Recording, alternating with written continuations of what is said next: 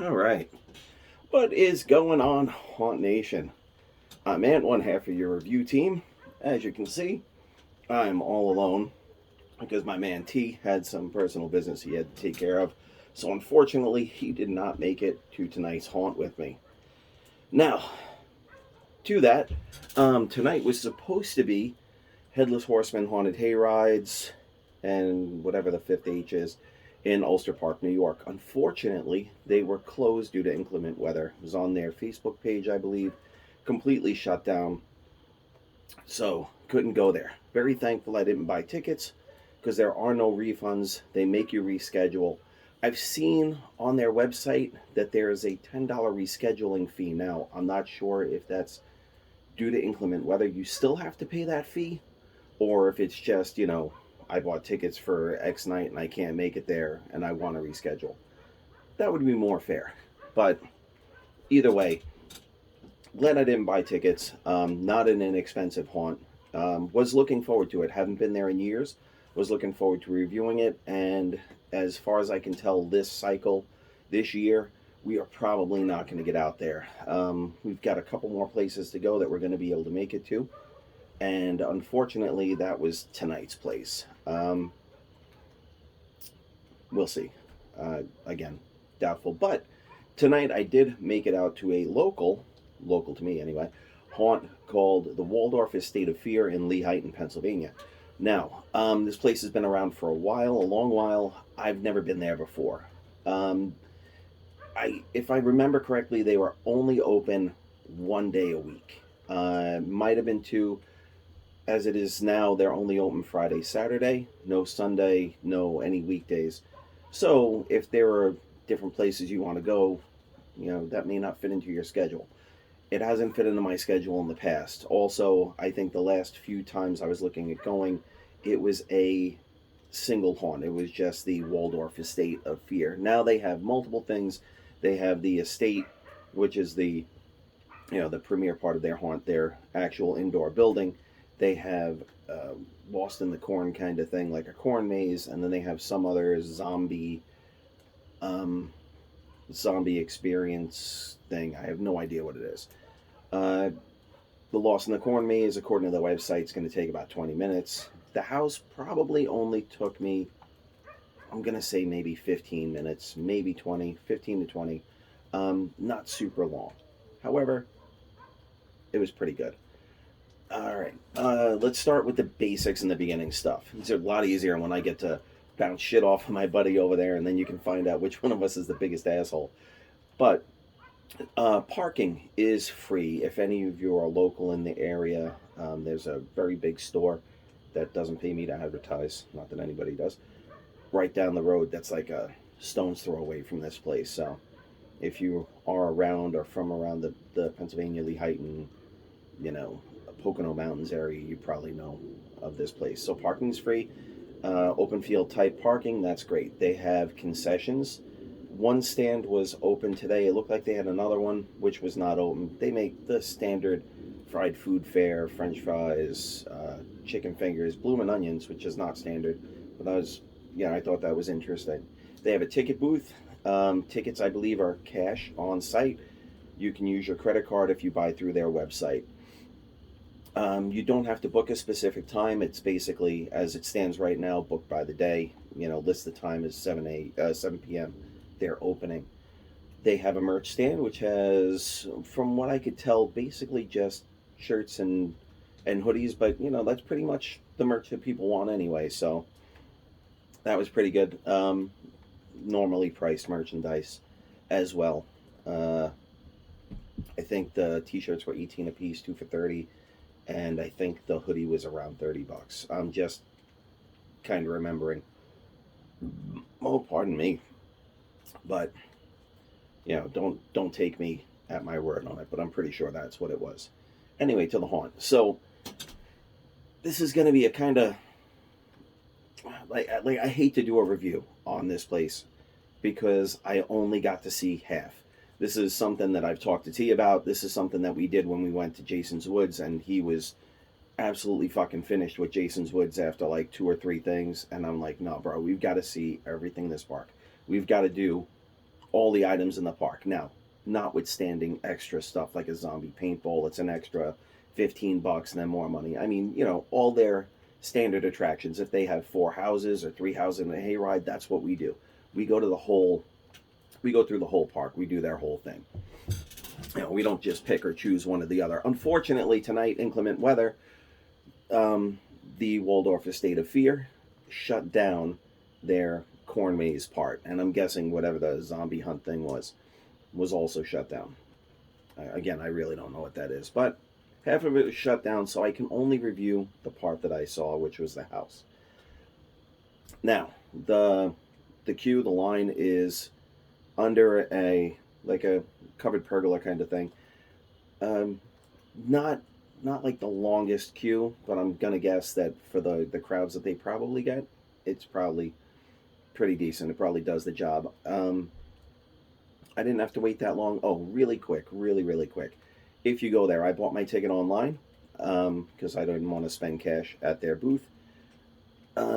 If you buy their line, grab a ticket. They actually have a physical ticket, which I put a picture up on Instagram of. Grab the ticket at the ticket booth. So they actually want you to go to the ticket booth, show them your receipt, they'll check, they'll give you a physical ticket, take the physical ticket to the front door of the haunt, they will punch your ticket and let you go through. Didn't know that.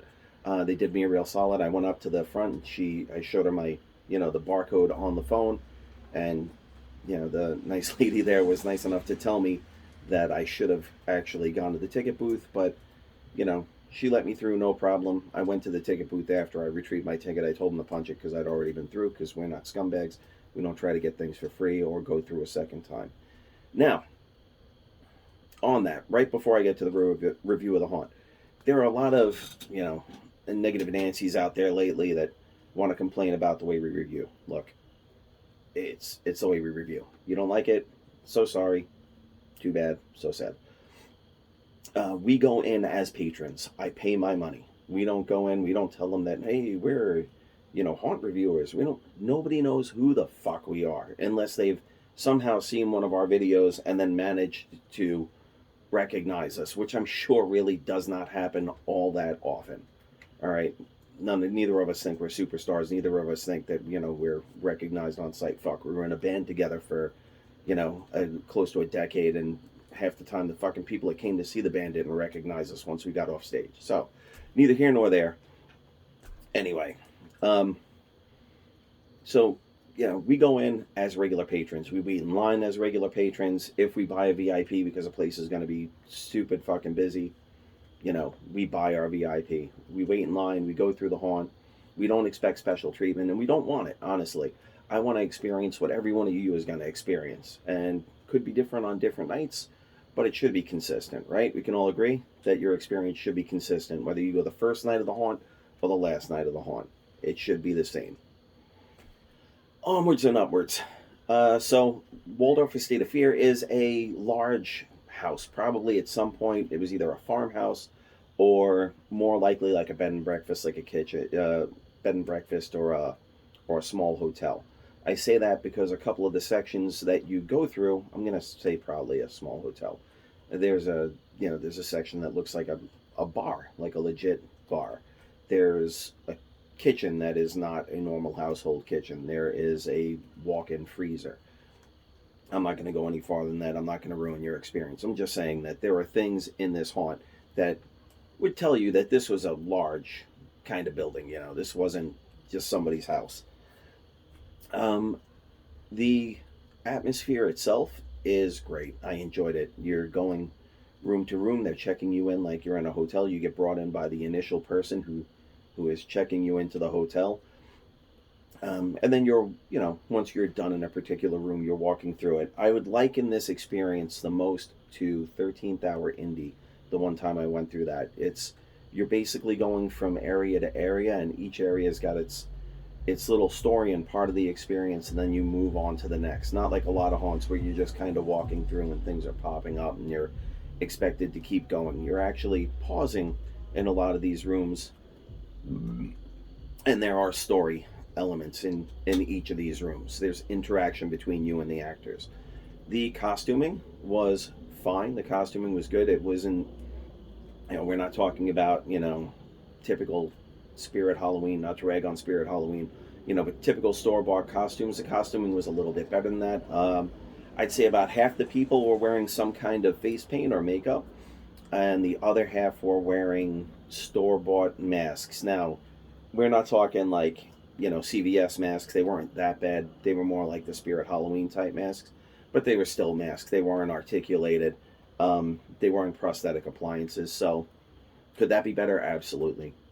A couple of them, the masks were great. They were on point. A couple of them, not so much. But all of the actors were into it. Every one of them interacted with me um, as if I were the only person there. And as a matter of fact, I was, but I'll get back to that in a second. Um, and it was it was an enjoyable experience. Every one of them did their job. They were into it. They interacted. Nobody was texting on a cell phone. I didn't hear conversations going on, non haunt related as I was moving in or out of the rooms. Everything was where it should be and on point. All the rooms in the place were definitely appropriately, um, what the fuck is the word I'm looking for? They were all made appropriately for the theme that they were going for in that room, and they all actually flowed together. So cohesive rooms, cohesive story. The haunt itself all went together just fine. Um, Back to the thing about me being the only person that they interacted with. Uh, the queue, the line, they were bringing in groups of people in their own group. There was a nice long wait. There was a good spacing. Was it just because tonight wasn't super busy? I'm gonna say no. I'm gonna say it's probably because that's the way the haunt is run. We're talking easily 1 to 2 minutes between each group. So I mean, although I still thought maybe I'll bump into somebody, absolutely bumped into nobody. The experience was my own. Also, I went by myself. They asked if I wanted to go by myself or I wanted to be put in another group, which, again, we appreciate. You know what? I don't want to be dumped in with 3, 4, 5 people necessarily that I don't know. Some people might. The fact that they asked, huge plus. So, back at it. There were a couple of little animatronic elements here and there, but nothing like, no jump scare type animatronics. This is mostly a human actor driven haunt. Um, Went through the whole house, basement to attic. Um, Again, I actually enjoyed it. Some of the staples you'd expect are there, but not overused. And I mean, honestly, I don't know what else I could say. I wish I had more to talk about, or that I could bounce stuff off my buddy and we could discuss little elements that we found interesting. But unfortunately, I only got to do half of the haunt. Their prices are reasonable: $20 for the house, $20 for the corn maze, $30 for the combo. Again, couldn't get the combo, so it only cost me $20 to go through the house tonight. You know, Not terrible, decent price for the experience. So now the review, right? That was the review. Here's the rating. I'm gonna give this place a soft 8, not a hard 8. Not like this is an 8. I'm gonna give it a soft 8. It was an 8. It could be a 7.5, sure, but it was an 8. And I'm saying it was an 8 because the actors were into it. The set pieces were wonderful. The costuming was good. The masks, a little bit off-putting. The length of it, could it have been longer? Absolutely. Do we go to longer places like Brighton Asylum, 13th Hour? They're considerably longer than this haunt. For the price, is it reasonable? Absolutely, it's reasonable, especially since they're most likely paying all those actors. Um, so I'm going to give it a soft 8. I can't give it a hard 8 because I didn't get to go through the other half. I didn't get to do the corn maze. But again, not their fault. You know, they also offer, if you had bought the combo ticket for tonight, they basically say no fee. You can come back at any point during the season and go through the other thing that you missed, whatever that would be. So that's also really cool. But end of the day, Waldorf Estate of Fear, Lehighton, Pennsylvania, soft 8. That's my review. Now, unfortunately, he wasn't here. So, you only got me. Until next time, guys.